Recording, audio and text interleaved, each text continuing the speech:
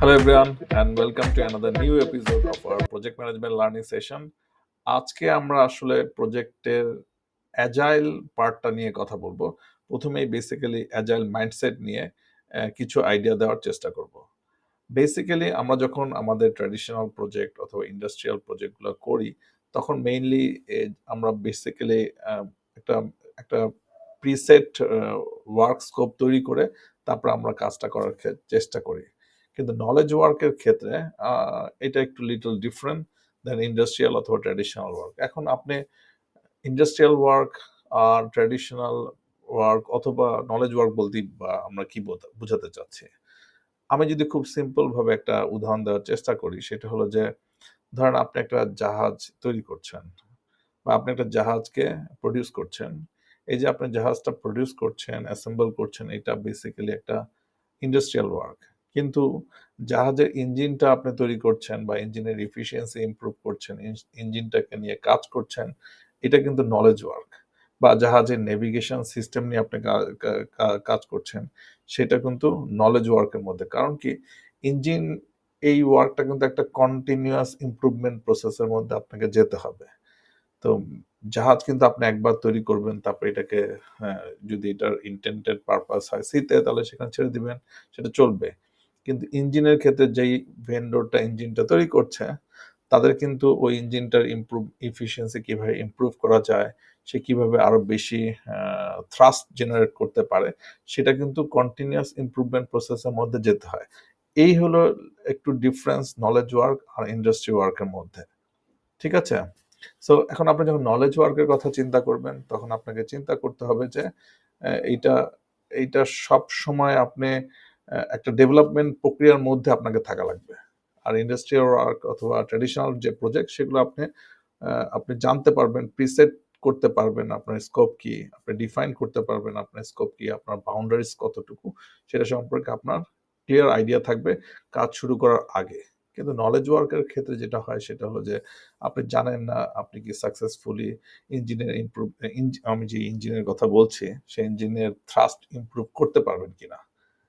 But আপনি try করবেন, ইট may be আপনি হয়তো ফেল করছেন, বাট স্টিল আপনি কিন্তু আপনার ট্রাইটাকে কন্টিনিউয়াসলি চালাতে থাকবেন। ওকে, নলেজ ওয়ার্কের ক্ষেত্রে ভিজিবিলিটিটা অনেক কম থাকে, ইন্ডাস্ট্রি ওয়ার্কের ক্ষেত্রে ভিজিবিলিটিটা অনেক বেশি থাকে। নলেজ ওয়ার্কের ক্ষেত্রে আপনি এটা এক্সপেক্ট করতে পারেন যে হয়তো সামনে কোনো চেঞ্জ হইতে পারে, বা আপনার যে প্রসিডিউরে আপনি কাজটা করছেন সেই কাজের মধ্যে আপনার একটু চেঞ্জ করার নেসেসিটি থাকতে পারে। সো এই হলো জেনারেল আইডিয়া যে নলেজ ওয়ার্ক আর ট্র্যাডিশনাল প্রজেক্টের মধ্যে ডিফারেন্স। এই যে আমরা নলেজ ওয়ার্কের কনসেপ্টকে আইডিয়া করছি, এটা অনেকটা সফটওয়্যার ইন্ডাস্ট্রির ক্ষেত্রে বেশি অ্যাপ্লিকেবল হয়। কারণ সফটওয়্যারটা কি হচ্ছে, আপনাকে সবসময় এটা এটাকে সবসময় আপনার ডেভেলপমেন্টের মধ্যে রাখতে হচ্ছে। আমরা যদি একটু রিকল করার চেষ্টা করি, আমরা ফেসবুক অথবা ইউটিউব অথবা গুগল প্লে স্টোর, এগুলোকে আমরা 2007 বা 2010 সালে যেভাবে দেখেছি, এখন কিন্তু এগুলোর আর এই অবস্থা নাই। এখন তারা মোর সিকিউর, ডাটা এনক্রিপশন, অনেক ধরনের ফিচার কিন্তু এই ফেসবুক আর ইয়ার মধ্যে এখন আছে। ফেসবুক, ইউটিউব অথবা গুগল প্লে স্টোরের মধ্যে, সফটওয়্যারের মধ্যে আছে। ঠিক আছে? সো এই যে আমরা অ্যাজাইলের কথা বলছি, অ্যাজাইলটা বেসিক্যালি বেস্ট স্যুট করে এই সফটওয়্যার ইন্ডাস্ট্রি এবং নলেজ ওয়ার্ক প্রজেক্টের ক্ষেত্রে। ঠিক আছে? এখন যদি আমরা এটাকে একটু ডিফারেন্সিয়েট করি, তাহলে আমরা যে কথাটা বললাম যে ইন্ডাস্ট্রি ওয়ার্কে আপনি ভিজিবিলিটি বেশি পাবেন, নলেজ ওয়ার্কের ক্ষেত্রে ভিজিবিলিটি কম পাবেন। ইন্ডাস্ট্রিয়াল ওয়ার্কটা আপনার স্টেবল থাকে, মানে আপনি আগে থেকে প্ল্যান করে আপনি কাজটা করতে পারবেন। নলেজ ওয়ার্কের ক্ষেত্রে এইটা একটু চেঞ্জ হওয়ার পসিবিলিটি থাকে টাইম টু টাইম। আপনি যখন নলেজ ওয়ার্ক করছেন, আপনি ওয়ার্কগুলোকে রান করছেন, কিন্তু যখন আপনি নলেজ ওয়ার্ক করছেন, তখন আপনার এনভায়রনমেন্ট কিন্তু চেঞ্জ হচ্ছে টাইম টু টাইম। আপনার নলেজ ওয়ার্ক অনেক স্ট্রাকচার প্রসেসের মধ্যে থাকে, নলেজ ওয়ার্ক অনেক লেস স্ট্রাকচারের মধ্যে থাকে, ইন্ডাস্ট্রিয়াল ওয়ার্ক অনেক স্ট্রাকচার ডিপেন্ড হয়। বেসিক্যালি নলেজ ওয়ার্কের ক্ষেত্রে আপনি কোয়ালিটিটাকে বেশি প্রাধান্য দেন, ইন্ডাস্ট্রিয়াল ওয়ার্কের ক্ষেত্রে আপনি কোয়ান্টিটিটাকে বেশি প্রাধান্য দেন। নলেজ ওয়ার্ক যেহেতু অনেক টেকনিক্যাল ডিটেল থাকে, সে কারণে আপনার লার্নিং এবং টিচিং এর নেসেসিটি থাকে। ইন্ডাস্ট্রিয়াল ওয়ার্কের ক্ষেত্রে কিন্তু আপনি ফাইনাল রেজাল্টটা দেখার চেষ্টা করেন। নলেজ ওয়ার্কের ক্ষেত্রে আপনি আপনার যে রিসোর্সগুলো আছে বা আপনার যে এক্সপার্ট আছে, ওয়ার্কার আছে, তাদেরকে আপনি আপনার অর্গানাইজেশনের জন্য অ্যাসেট হিসেবে কনসিডার করেন। ইন্ডাস্ট্রিয়াল ওয়ার্কের ক্ষেত্রে ওয়ার্কারকে কিন্তু অ্যাজ এ হিউম্যান রিসোর্স এবং ওয়ার্কারকে কিন্তু অ্যাজ এ রিসোর্স এবং ইন্ডিভিজুয়াল ওয়ার্কারের জন্য কস্ট ডিফাইন করা থাকে। ঠিক আছে, এই হলো জেনারেল আইডিয়া নলেজ ওয়ার্ক আর ট্র্যাডিশনাল প্রজেক্টের মধ্যে ডিফারেন্স। ডিফাইন প্রসেস বলতে আমরা বোঝাচ্ছি যখন আপনি অনেক স্টেপ বাই স্টেপ কি করছেন, আপনি জানেন যে আপনাকে কি করতে হবে, আপনার প্রসেসগুলো ডিফাইন, কোন কাজের পরে কোনটা করবেন, কে করবে, কিভাবে করবে, এগুলো ডিফাইন করা আছে। কিন্তু নলেজ ওয়ার্কের ক্ষেত্রে যদি আপনি এই ডেফিনেশনটা করতে, এটা আসলে সম্ভব না। সো সেই কারণে এটা একটু ইম্পেরিক্যাল প্রসেসের দিকে যায়। এখন ইম্পেরিক্যাল প্রসেস বলতে আমরা কি বোঝাচ্ছি?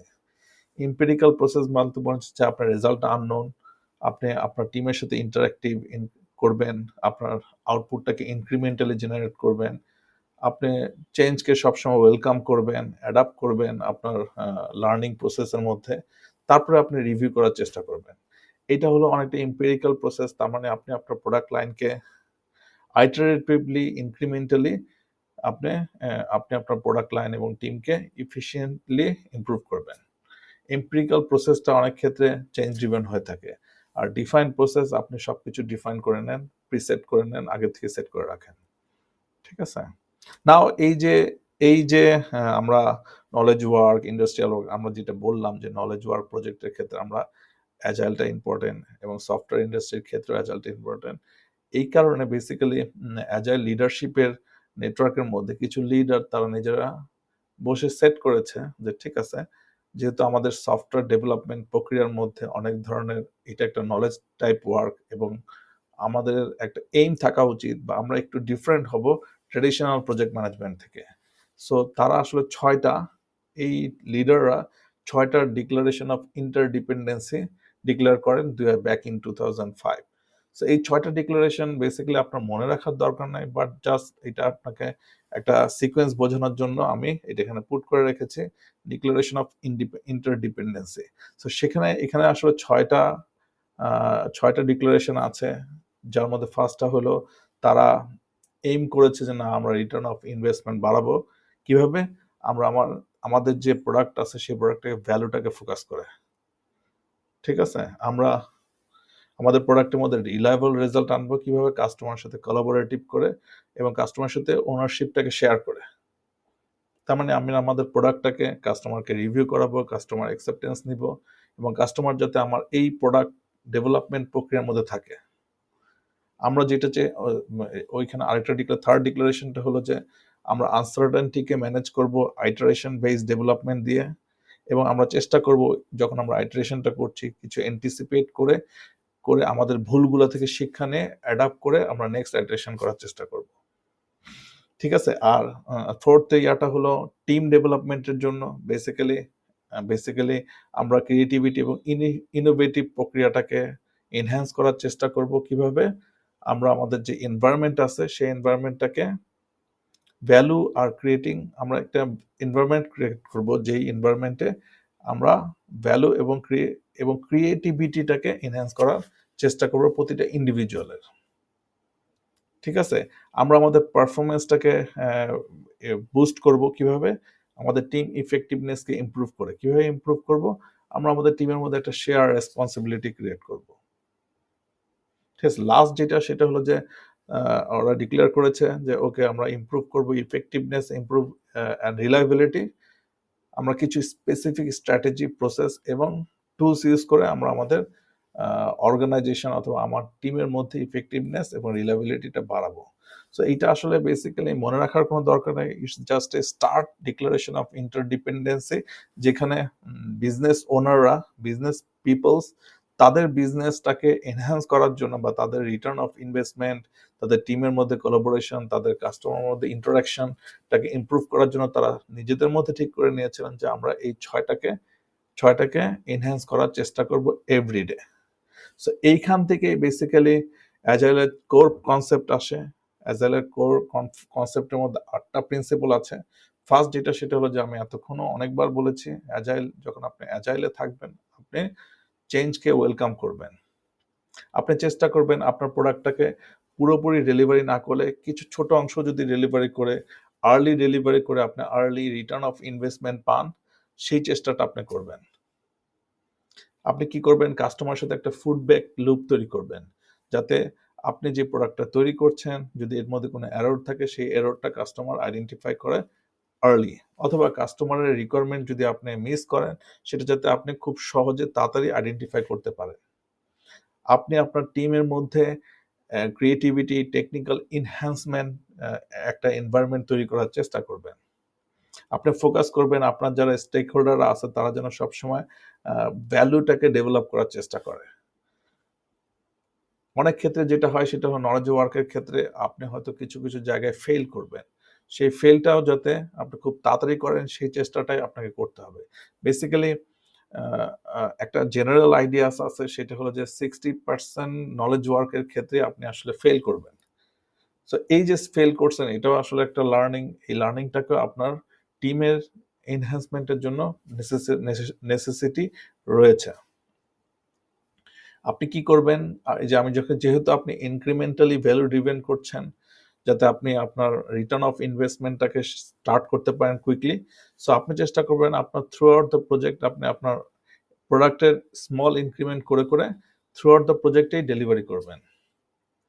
লাস্ট যেটা সেটা হলো যে আপনি আপনার প্রজেক্ট এবং টিমের ওয়ার্ক গুলাকে কনস্ট্যান্টলি ইমপ্রুভমেন্টের একটা প্র্যাকটিস তৈরি করার চেষ্টা করবেন। ঠিক আছে? এইটা হলো অ্যাজাইলের কোর কনসেপ্ট। সো এখানে মোস্ট ফোকাস যেটা সেটা হলো যে আপনি ওয়েলকাম করবেন চেঞ্জকে। আপনি স্মল ইনক্রিমেন্টে আপনার প্রোডাক্টটাকে ডেলিভারি করবেন। স্টেক হোল্ডারদেরকে ইনভলভ করবেন আর্লি যাতে আপনার এররটাকে আইডেন্টিফাই হয়। আপনার টিমের মধ্যে ডেভেলপমেন্ট, টেকনিক্যাল এনহ্যান্স এবিলিটিস বৃদ্ধি করার প্রক্রিয়া থাকবে। আপনার ইমপ্রুভমেন্টের একটা আইডিয়া থাকবে যাতে আপনি কনস্ট্যান্টলি ইমপ্রুভ করতে পারেন। ওকে, এটা হলো অ্যাজাইল কোর প্রিন্সিপাল। নাও আমরা যেই জায়গাটাতে আসতে চাচ্ছিলাম সেটা হচ্ছে অ্যাজাইল মাইন্ডসেট। বেসিক্যালি আপনি হয়তো ফার্স্টে ডু অ্যাজাইল করবেন। ডুইং অ্যাজাইল মিনস আপনি মেথোডোলজি জানেন, আপনার প্রিন্সিপাল জানেন, সেটাকে আপনি ফলো করছেন। আপনার অর্গানাইজেশন হয়তো আপনাকে ফোর্স করছে সেটাকে ফলো করতে। হতে পারে আপনিও আপনার নিজের মধ্যে ফোর্স করছেন অ্যাজাইল প্রিন্সিপাল এবং মাইন্ডসেটটাকে ফলো করার জন্য। আপনিও চেষ্টা করছেন আপনার টিমের মধ্যে কমান্ড অ্যান্ড কন্ট্রোলটাকে ফিক্স করার জন্য যে ঠিক আছে আমি অ্যাজাইল প্রিন্সিপাল জানি, আমি এটা চেষ্টা করি এটাকে অ্যাপ্লিকেশনের মধ্যে এপ্লাই করতে বেশি করে। এইটা হলো ডুইং অ্যাজাইল। তার মানে আপনি আপনার আন্ডারস্ট্যান্ডিং আছে অ্যাজাইল সম্পর্কে, কিন্তু আপনি এখনো পর্যন্ত জানেন না এইটার কেন আপনাকে এটা করতে হচ্ছে, এটার টেইলরিং প্রসিডিউর কি? যখন আপনি এই নলেজটা আপনার হবে, যাতে আপনি কারেক্ট, কোনটা রং আপনি বুঝতে পারেন এবং আপনার যে মেথোডোলজিস গুলো আছে অ্যাজাইলের সেটাকে আপনি যখন খুশি টেইলর করতে পারেন আপনার নেসেসিটি অনুসারে, তখন আপনি বুঝবেন যে না আপনি এটা এখন বিং অ্যাজাইল স্টেটে আছেন। তার মানে আপনি এখন আপনি এখন ডিপার আন্ডারস্ট্যান্ডিং এর মধ্যে আছেন যে ঠিক আছে এই স্ট্যাটাসের ক্ষেত্রে আমি এই প্র্যাকটিসটাকে চুজ করব। এই এই ইস্যুর ক্ষেত্রে আমি আমার কি বলা যায় কারেক্ট প্র্যাকটিসটা হবে এইটা। সো আপনি টেইলর করতে পারেন কোন প্রসেসের ক্ষেত্রে কোন সিচুয়েশনে আপনি কোন আইডিয়াসটাকে সিলেক্ট করবেন, কোন মেথোডোলজিটাকে ঠিক করবেন। সো অ্যাজাইল এর ক্ষেত্রে আপনাকে এই বিং অ্যাজাইল এই স্ট্যাটাসে আসাটা জরুরি। রেদার আপনি ডুইং অ্যাজাইল। সো আপনাকে আপনার ট্রেন্ডটা হবে ইনিশিয়ালি আপনি নলেজটাকে নেওয়ার চেষ্টা করবেন। আপনি আপনার নিজের মধ্যে অ্যাডপ্ট করার চেষ্টা করবেন এটাকে। তারপরে আপনি আপনার টিমের মধ্যে এটাকে অ্যাডপ্ট করার চেষ্টা করবেন। যখন আপনি আপনার টিম, আপনার অর্গানাইজেশনের দিকে যাবেন এটাকে অ্যাডপ্ট করানোর জন্য, তখন আপনি দেখবেন যে আপনার নিজের মধ্যে এই মাইন্ডসেটটা তৈরি হয়ে গেছে। আপনি আপনার অ্যাজাইল কোর যে প্রিন্সিপাল, কোর যে ভ্যালুস সেগুলো নিয়ে আপনি কথা বলা শুরু করবেন এবং আপনার ডেইলি লাইফে সেটাকে ইমপ্লয় করার চেষ্টা করবেন। এটাই আসলে অ্যাজাইল মাইন্ডসেট। নাও অর্গানাইজেশনাল অ্যাজিলিটি বেসিক্যালি এটা অনেকটা টাফ। আপনি আপনার নিজের মধ্যে অ্যাজাইলের একটা আইডিয়াসটা নেওয়ার চেষ্টা করছেন। এটা অনেক ইজি। আপনি আপনার টিমকে এনহ্যান্স করার চেষ্টা করছেন। এটাও হয়তো মাচ ইজিয়ার দ্যান আপনি আপনার অর্গানাইজেশনকে ইনফ্লুয়েন্স করার চেষ্টা করছেন অ্যাজাইলের মধ্যে করার জন্য। Still there are many organization agile সম্পর্কে জানে না। অ্যাজাইল সম্পর্কে জানে না বলাটা ঠিক হবে না। কিন্তু হয়তো ইমপ্লাই করার চেষ্টা করে না কারণ তারা তাদের ডকুমেন্টেড বা তাদের যে জব রোল সেই রোলের সাথে এটা একটু কনফ্লিক্ট করে যায়। আমি যদি বলি খুব স্পেসিফিকলি গভর্নমেন্ট পিপল বা গভর্নমেন্ট অর্গানাইজেশনের ক্ষেত্রে অ্যাজাইল প্রিন্সিপাল এবং মাইন্ডসেট এগুলো সেট আপ করাটা অনেক কঠিন। সো তাদের ক্ষেত্রে সফটওয়্যার ডেভেলপমেন্টের ক্ষেত্রেও অনেক বেশি ডিফিকাল্টিস ফেস করা হয়। সো এনিহাউ আপনি যখনই একটা অ্যাজাইল মাইন্ডসেটে থাকবেন তখন আপনার মেইন গোল থাকবে আপনি আপনার নিজের মধ্যে অ্যাজাইলটাকে বিল্ড আপ করবেন। তারপর সেকেন্ডে আপনি আপনার টিমের মধ্যে সেটাকে বিল্ড করার চেষ্টা করবেন। তারপরে আপনি চেষ্টা করবেন আপনার অর্গানাইজেশনের মধ্যে সেটাকে ইমপ্লয় করার জন্য। সো আপনি যদি সেটা করতে পারেন তাহলে আপনি দেখবেন যে আপনার অর্গানাইজেশনের যেইসব জায়গাগুলো আছে যেগুলোকে নলেজ ওয়ার্কের সাথে রিলেটেড বা এআই ডেভেলপমেন্টের সাথে রিলেটেড সেগুলোর ক্ষেত্রে আপনি বেটার বেটার রেজাল্ট পাবেন, বেটার পারফরমেন্স পাবেন if you can apply agile principle and mindset. Okay, so now last যেটা সেটা হলো যে আমাদের ইনভার্টেড ট্রায়াঙ্গেল মডেল। বেসিক্যালি আমরা যদি ট্র্যাডিশনাল প্রজেক্টের সাথে অ্যাজাইল প্রজেক্টের লাস্ট একটা রেফারেন্স করার চেষ্টা করি, ট্র্যাডিশনাল প্রজেক্টে স্কোপ, টাইম, কস্ট সবকিছুই ফিক্স থাকে। এটা যদি জেনারেল একটা আইডিয়া সেটা হলো যে আমার এটাকে স্কোপ, কস্ট, টাইমকে আমি ফিক্স করে তারপরে আমি আমার প্রজেক্টটা রান করার চেষ্টা করি। বেসিক্যালি যেটা হয় সেটা হলো যে আপনি আগে আপনার স্কোপটাকে ফিক্স করেন, তারপরে আপনি আপনার টাইম এবং কস্টটাকে অ্যাপ্রুভ করার চেষ্টা করেন যে ওই স্কোপটা করার জন্য আপনার কত টাকা লাগবে, কত সময় লাগবে। তারপরে আপনি যখন এটা ফিক্সড হয়ে যায় আপনি এটাকে বেসলাইন করে তারপরে আপনার প্রজেক্টের কাজটা শুরু করেন। সো এটা কিন্তু খুবই কমন। আমি যদি একটা খুব এক্সাম্পল দেওয়ার চেষ্টা করি যে আপনি আপনার বাথরুমে ইন্টেরিয়র বা সরি আপনার বাথরুম না বলে আপনার স্টাডি রুমে আপনি ইন্টেরিয়র ডিজাইনের কাজ করছেন। সো আপনি চাবেন কি আপনার ইন্টেরিয়র ডিজাইনটা ওয়ান টাইম এটা আপনার সব স্কোপকে ফিক্স করে ফেলবে এবং সব স্কোপের কাজটাই শেষ করবে। সো এইটাতে কিন্তু আপনি নলেজ ওয়ার্কের প্রিন্সিপাল এবং মাইন্ডসেট এগুলো বা প্রিন্সিপাল ভ্যালুজ এগুলোকে মেথোডোলজিকে অ্যাপ্লাই করবেন না। এগুলাকে যখন আপনি আপনার ইন্টেরিয়র বা ইন্ডাস্ট্রিয়াল ওয়ার্ক বা ট্র্যাডিশনাল ওয়ার্কে থাকবেন, আপনাকে অবশ্যই ট্র্যাডিশনাল প্রজেক্ট ম্যানেজমেন্টের যা কোর কনসেপ্টগুলো আছে, সেই কনসেপ্টগুলোকে অ্যাপ্লাই করার চেষ্টা করতে হয়। সো সেখানে কি হয়, আপনি আপনার স্টাডি রুমের ইন্টেরিয়র ডিজাইনটাকে ফাইনাল করবেন, সেই অনুসারে কস্ট এবং শিডিউলটাকে ডিটারমাইন করে আপনি কাজটা করবেন। কিন্তু নলেজ ওয়ার্কের ক্ষেত্রে যেটা হয় সেটা হয় যে অনেকটা এক্সপেরিমেন্টাল থাকে, অনেক কিছু আনসার্টেনটি থাকে এবং আপনার প্রোডাক্ট ফার্স্ট লঞ্চ হওয়ার পর থেকে আপনার প্রোডাক্টটাকে কন্টিনিউয়াসলি ফরএভার ডেভেলপমেন্টের সুযোগ থাকে। তো সেক্ষেত্রে যেটা হয় সেটা হলো যে আপনি একটা নির্দিষ্ট টাইম ইন্টারভ্যালের জন্য সময় এবং কস্টটাকে ফিক্স করে ফেলেন। ফিক্স করে দেখেন যে ঠিক আছে এই সময় এবং কস্টের মধ্যে আমি কোন ভ্যালুটাকে, কোন স্কোপটাকে ক্রিয়েট করতে পারি। সেই অনুসারে কিন্তু আপনি কন্টিনিউয়াসলি আস্তে আস্তে আপনার প্রোডাক্টটাকে ডেভেলপ করার চেষ্টা করেন। এ হলো inverted triangle model for agile knowledge work project. Okay, so এটাই ছিল শেষ। Thank you very much for watching. See you in our next episode.